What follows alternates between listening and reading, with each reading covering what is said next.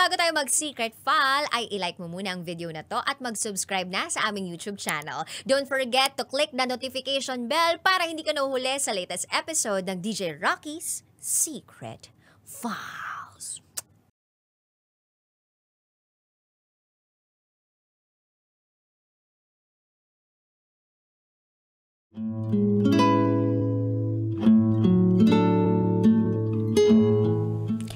And now, it's time for DJ Rocky's Secret Files.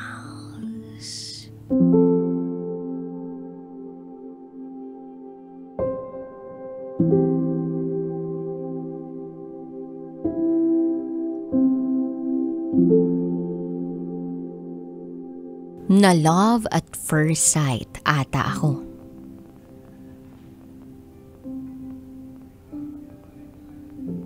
Hi DJ Rocky. Lagi akong nanonood ng programa mo na Secret File sa YouTube. Eto ako ngayon.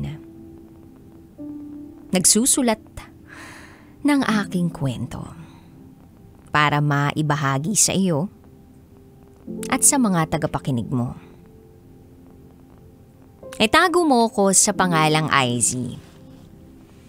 35 years old. Isang babae. Pero,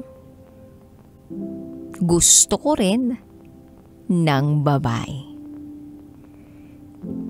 Yes, DJ Rocky. Meron akong naging girlfriend for almost 3 years. And this is my secret file.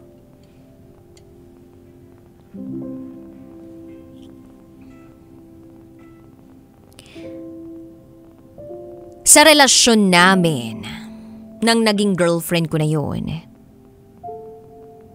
para bang mas naaalala ko ay ang sakit, lungkot at galit. Umpisa pa lang kasi ng relasyon namin, madalas nasasaktan ako. Para bang na-enjoy ng partner ko that time na subukin ang pagmamahal ko sa kanya. Yun ba nga, ites ng ites ang nararamdaman ko para sa kanya kahit na mahal ko siya. On and off ang relationship namin. Pakiramdam ko nga, ako na lang ang kumakapit. Madalas niya kasi akong hiwalayan, kahit wala naman akong ginagawang mali.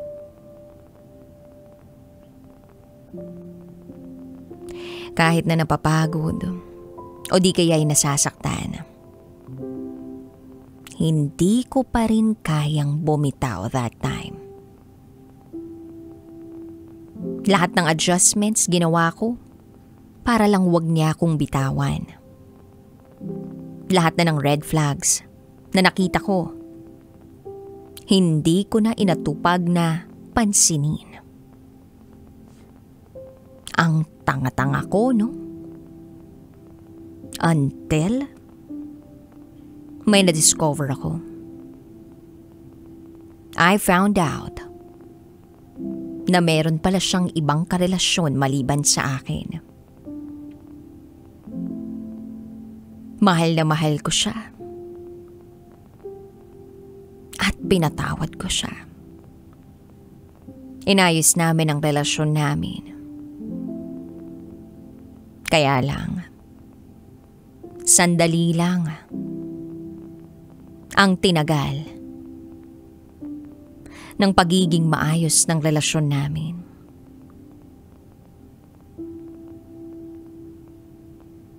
Inaway na niya ako ng inaway. Kalaunan, lahat ng tao na nakapaligid sa amin, ultimo pag mga kaibigan ko, pinagseselosan niya.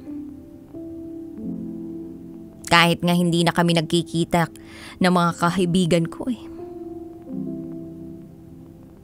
Ginagawa niya ng issue. Ang hindi ko namamalayan. Napupuno na pala ang pagkamuhi ko sa kanya. Unti-unti, kaya ko na siyang tiisin. Kaya ko na rin siyang sagutin. Umabot na sa puntong wala na kaming respeto sa isa't isa. At ako na mismo ang nakipaghiwalay. Hindi na kami maayos.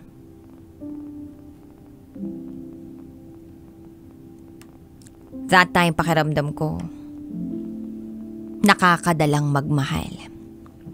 Para bang ayokong magpapasok ng tao sa buhay ko. Nung una ay nakikipagbalikan pa siya. Dahil hindi siya makapaniwala na kaya ko na hiwalayan siya. Totoo siguro talaga.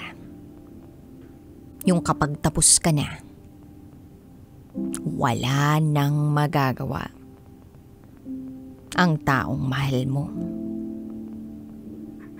Pakiramdam ko na ubos ako. I totally cut her off sa buhay ko. Binlock ko siya sa lahat ng social media accounts ko na pwede niyang mapagkontakan sa akin. Then lumipas ang maraming buwan, umokay na ako. Hindi rin ako naghahanap ng makakarelasyon dahil ayoko rin talagang makaranas uli ng sakit. Katwiran ko nga, sa umpisa lang naman masayang pagmamahalan na o kapag may karelasyon ka, pag nagtatagal, ako, pasakit na yan. Kaya nag-focus ako sa sarili ko. Naghanap buhay ako. Then isang araw, nakalimot ako ng pusa. At dahil hindi ko naman alaga yung pusang yun, kailangan kong magpa-vaccine ng anti-rabies. Pagdating ko sa ospital, nagtanong ako sa nurse na itago natin sa pangalang Jane. Pwede ba ako magpa-vaccine? Late na ako noon at alam kong may cut-off time sila. Tinanggap naman ni Nurse Jane ang form ko. Medyo kabado ako kasi akala ko kagaya sila ng ibang staff na masungit. Pero nung kinausap niya ako tungkol sa vaccine, malumanay siyang magsalita. Pakiramdam kong mabait siyang tao. Kitang-kita ko na palangiti siya. At dun na ako nakampante. Nung time na yon, hindi ko pa napansin na humahanga ako sa kanya. Or crush. Ewan ko kung yun na ba ang tamang term sa nararamdaman ko that time. Hindi ko siya tiningnan habang binavaksinan niya ako. Dahil takot akong makita yung vaccine, then sabi ni Nurse Jane, masakit yung isang vaccine dahil sa mismong wound daw yun i-inject. Ako naman, gusto ko nang matapos kaya nag-oo na lang ako. At nang tinurok niya na yung injection doon sa wound, masakit nga pala talaga yung vaccine na yun. Pero tiniis ko. Siguro inapansin niya na napapakita ko sa sobrang sakit. Sinubukan niya akong kausapin para siguro ma-divert ang sakit na nararamdaman ko. Hindi ko lang talaga naiintindihan yung mga sinasabi niya dahil sa sakit ng pagkakavaccine. Pero mula nung araw na yun, sa hindi ko ma-explika,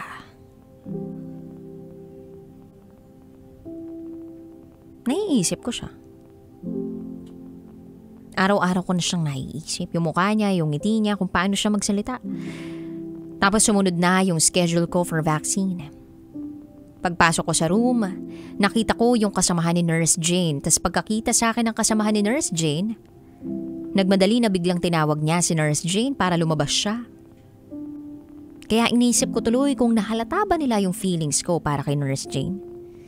Kasi nakakapagpa-vaccine naman yung kasamahan niya kung bakit tinawag pa si Nurse Jane. Paglabas si Nurse Jane, bigla kaming nagkatinginan tapos tumalikod si Nurse Jane bigla. At pinaunan niya akong tawagin for vaccine. Tahimik lang ako kasi hindi ko alam kung love at first sight ba yun? Kasi simula nung makita ko siya, hindi na siya mawala sa isip ko. Maya-maya pa ay sinabi niyang umupo na raw ako. Medyo masikip yung area na pag umupo ako halos madidikit ako sa kanya. Nahihiya ako at ayoko namang mahalata niya yung tinatago kong feelings. Pero syempre wala naman akong ibang choice kaya umupo ako. Iniwasan kong madikit sa kanya. At hindi ko alam kung nakahalata ba ni Nurse Joy ang tinatago kong feelings. Or paranoid lang ba ako? Kaya pagka-vaccine ni Nurse Jane, medyo dumistansya na ako. May sinasabi pa siya sa akin pero hindi ko ginagaanong naiintindihan kasi halos ayoko siyang tingnan. Para bang tensyonado ako. Nangako pa man din ako sa sarili ko na hindi na ako magmamahal o magpapapasok ng ibang tao sa buhay ko. After that day, mas lalo ko pa siyang naiisip. Hindi ko maintindihan kung bakit parang nami-miss ko siya. Kahit hindi ko naman siya nakakausap ng matagal. Sa totoo lang, ngayon lang ako nakaramdam ng ganito. Hindi naman din kasi ako madaling ma-in love o magkagusto. Pero bakit kaya ganon? All of the sudden, ganito ang nararamdaman ko kay Nurse Jane. Hindi ko talaga alam kung ano ang buong pangalan niya. At ayaw ko rin siyang tanungin. Then dumating na yung last schedule ko for vaccine. Excited na excited ako kasi makikita ko uli siya. Gusto ko rin kasing malaman kung bakit nga ba ganito ang nararamdaman ko para sa kanya. Hindi naman ako umaasa. Basta ang nararamdaman ko lang ay gusto ko siya. Siguro'y nai-in love na ata ako ng palihim. Kaso pagpasok ko sa room, nakita ko yung cellphone niya. Nakababa sa table. Naka-open ang Facebook account niya mismo. Nakita ko sa profile photo niya na may lalaki at bata siyang kasama. May asawa at anak na pala siya. Napangiti na lang ako. Hindi naman mabigat ang pakiramdam ko. Siguro nga it sounds so crazy pero feeling ko mahal ko na siya. Pero tahimik lang tayo. Yun bang hindi niya kailangang malaman ang aking nararamdaman? That day binibiro pa nila ako ng mga kasamahan niya pero nakikingitila lang ako. Nagpapakapormal para syempre hindi mahalata ang tinatago kong feelings para kay Nurse Jane. Then nagpaalam na ako at pag-alis ko, siya pa rin ang laman ng isip ko. Namimiss ko siya pero dahil mahal ko na ata siya, kailangang kalimutan ko siya. Pamilyado siyang tao eh. Mula nung last vaccine ko up until now, naiisip ko pa rin naman siya. Namimiss ko siya pero wala akong balak i-entertain ang nararamdaman ko. Lilipas at lilipas din siguro to. At sa ngayon, magpapaka-busy na lang ako sa trabaho para unti-unti ko na siyang makalimutan. Sana ay huwag niyo akong i-judge sa kung ano man ang nararamdaman ko kay Nurse Jane. Hindi ko rin naman sinasadyang magkagusto sa kanya. At hindi ko rin namang balak i-pursue kung ano man ang nararamdaman ko para sa kanya. Sana'y ipag-pray niyo ko. Nawawala na lang kung ano man tong feelings na ito. Hanggang dito na lang po, DJ Rocky. Muli, ako si Izzy. At ito ang aking secret file.